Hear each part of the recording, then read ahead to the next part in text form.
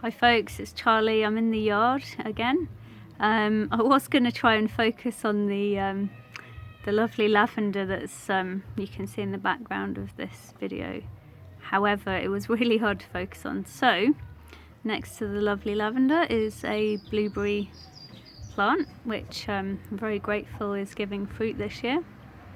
It also, I think, possibly has a munch from a vine weevil on that leaf there. Anyway, yeah, so welcome to the Mindfulness Garden. Thank you for joining me. Thank you for joining us again, or for the first time. It's really fresh out here. It's just rained, so I can smell it and feel it. In fact, it's very, very lightly drizzly. And the plants are incredibly grateful after a hot few weeks for the recent downpours. So yes, today I was just having a ponder about what to focus on, and it might be useful to focus on a permaculture principle. I suppose right now today I was feeling slightly overwhelmed with the amount of admin and things that I've got to do. In fact, I'm a day late with this video, so apologies for that, and I'm a day late for the email as well. So one of the permaculture principles is small and slow solutions. So if, as I am at the moment, you find yourself feeling a little overwhelmed at times, sorry about that background noise, I hope it's still audible. One of the principles is small and slow solutions. So breaking down tasks into smaller steps is a really useful way to go about getting things done. If we're feeling overwhelmed, it could be feeling overwhelmed with work or with relationships, or generally with our own feelings or whatever it may be. So the principle of kind of taking one step at a time can be really useful. So small and slow solutions. And as you can see, so one of the ways to look at that in nature is that, you have lots and lots of small incremental changes, especially as a plant grows, and it's incredible what plants do over time. So these lovely fruit are close to being fully formed and growing and swelling up with the rain. I'm very much looking forward to eating my first blueberries from the yard. And thank you to Sarah Jane who gave me this plant. And so small and slow solutions. So I guess part of the invitation today is to focus on something that may be challenging you at the moment, and to think about how it can be broken down into smaller steps to make the whole thing more manageable. And also part of the idea is slow solutions. So sometimes we think rushing around and doing the quickest option is going to be the best solution, but this particular principle invites us to slow down, and that's very much in line with mindfulness. So mindfulness is very much about being present, to allowing ourselves to feel our feelings, to think our thoughts, and to allow them to just be present. So perhaps in a meditation or in moments when you're deciding to be mindful, to be present, one of the solutions is just to allow thoughts and feelings to be present. Of course, there's a time for action and planning and all of those things. They are also obviously useful. It's just sometimes by rushing to try and find solution, we may miss things that might pass us by if we don't give ourselves time to stop. So that's one suggestion for the week, is that if you are feeling overwhelmed or you're trying to find solutions to something, it can be really useful to break it down into steps, and also to to try the slow option of sitting for a few minutes, sitting for half an hour.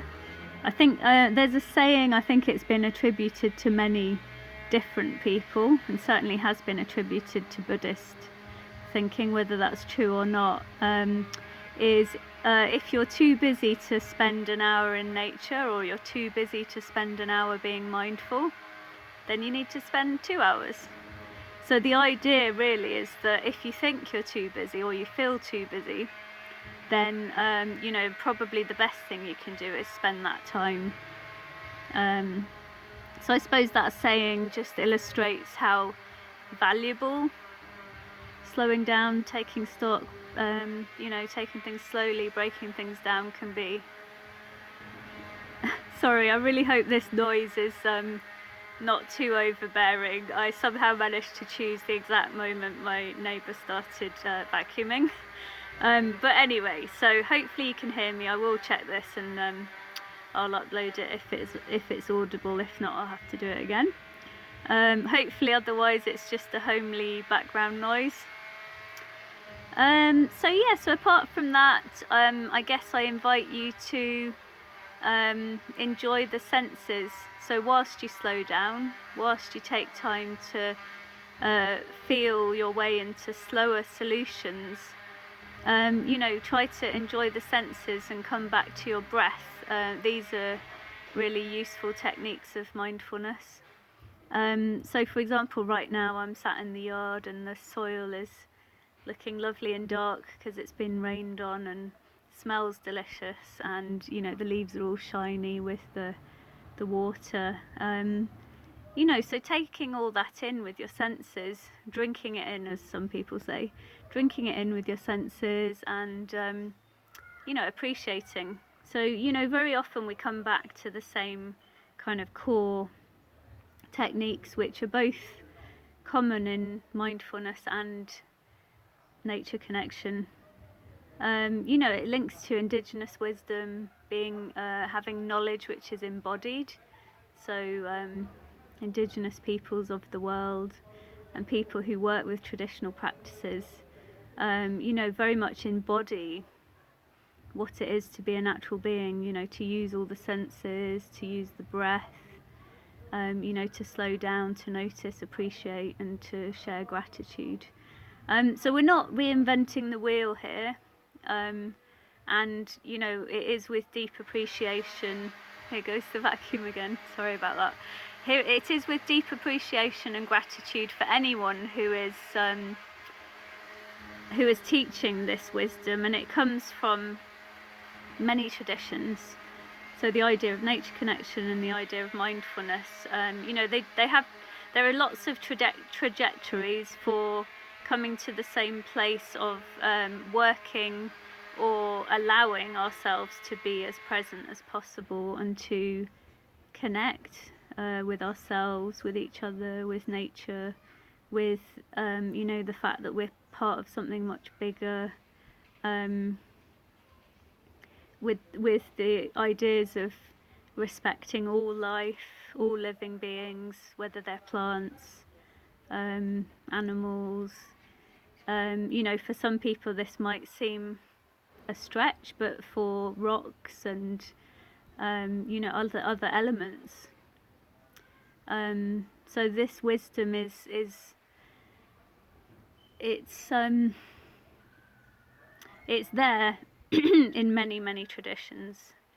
So like I say, we're not inventing anything. We're just grateful that we're able to bring you this combination of mindfulness and nature connection in the city in Bradford, and through this email, I believe we are reaching people elsewhere. So, you know, we hope this sharing is of interest and valuable to different people, and inspires you to continue or develop your own practices, nature connection, mindfulness.